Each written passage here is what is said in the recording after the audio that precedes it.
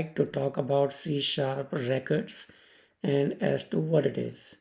So let's get started. Basically, defining a record is similar to defining a class which only has some properties, and it's pretty straightforward.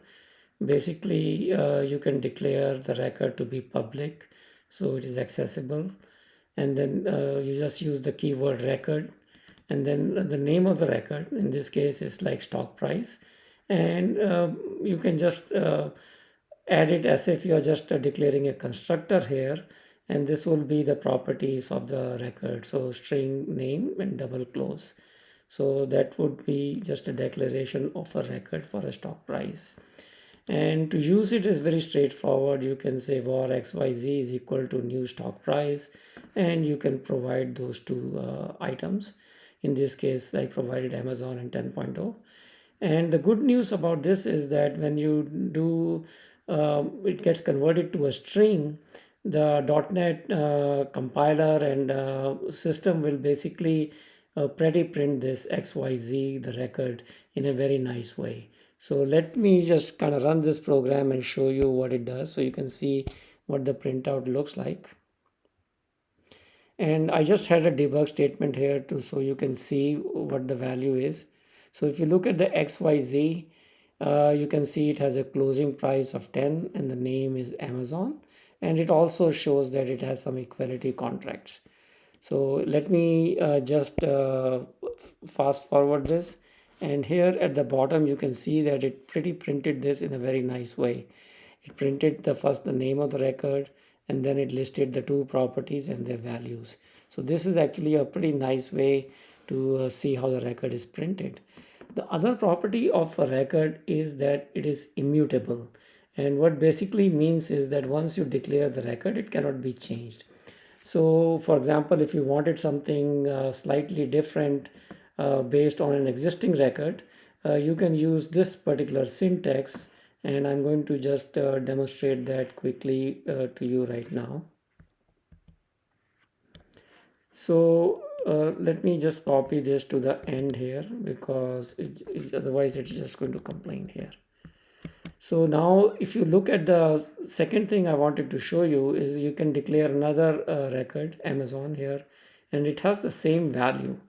And the good news about this is that it has an equality operator, so you can compare these two, XYZ and Amazon, and whether they're equal or not. In this case, they are equal because the properties are equal. So what you would see is printed on the console is XYZ equal to Amazon, and it will say it's true. So that's one thing I would demonstrate, but let me just kind of wait for it to be run here for a second. And the other second thing I wanted to show you is that if you have a existing record and you wanted to get a new record with say one property change or more properties change, you can just use this syntax. So Amazon is your base record you want to use, and you can say with, and then you just change, specify the property you want to change. So with this, you are like close is equal to 11.0, and this would be Amazon change. And you can, I'm printing the Amazon change, and I want to check if XYZ is Amazon change, and obviously it won't be the same because we put in a different value of 11. So when you run this program, it would say false. So let me just kind of run this program here for you and see what the output is. And so yeah, first, this is just the first thing that it printed, so that's fine. And then it's going to say that XYZ is equal to Amazon is equal to true, which is nice. The second time it is going to print the new record, or the since we had a with immutable, since this is all the records are immutable, if you want to create a new one, you just use the with syntax and get a new record. So that's what it is. So as you can see, this is a very nice way to actually compare records and print records, and you can use them wherever you would want to use classes if they just have POCO objects. So it can be very useful, this new syntax. Other good thing about records is that you can actually use a little bit of inheritance. So in this example, what I'm showing is, let's say we have the stock price, but I want to add the high and low of the day also.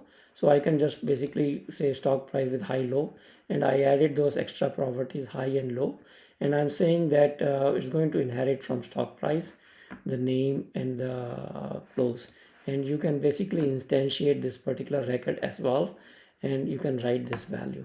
So let me just uncomment this, and just in C sharp, these all these things have to be at the tab, and then I'm going to save it here, and I'm going to just print xyz with high low and kind of show it to you what it does.